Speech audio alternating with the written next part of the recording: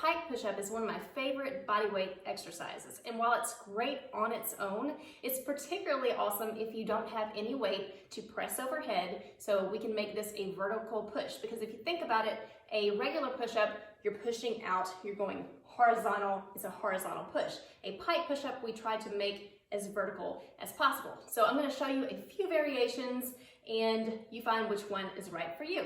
So I'm going to show you a few variations and a few different heights to do these from.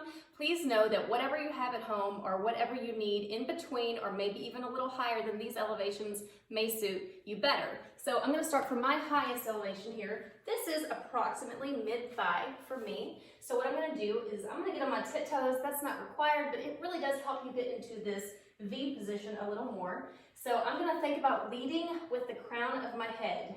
So here's what it looks like. We're going to make this as vertical as possible, a vertical push, so just like this. So leading with the crown of my head, and I'm going to come down to that bench and lightly tap my head and come up. So while this is not a perfect vertical position, as you get stronger, it will get more vertical depending on the level you're at. So that's a high bench. So I'm going to come down here to a little lower. So this is about mid-calf for me. Again, you can choose any variation between, any elevation between. Now, this tall upside down V position, and come down with the crown of my head, and then up.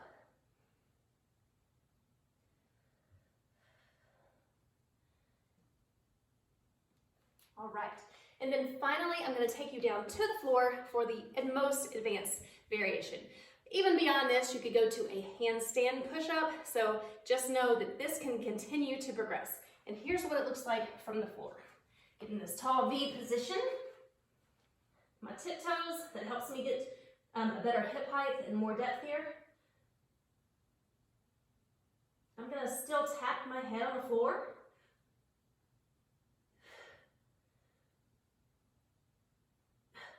And then I'll do it from the front so you can see.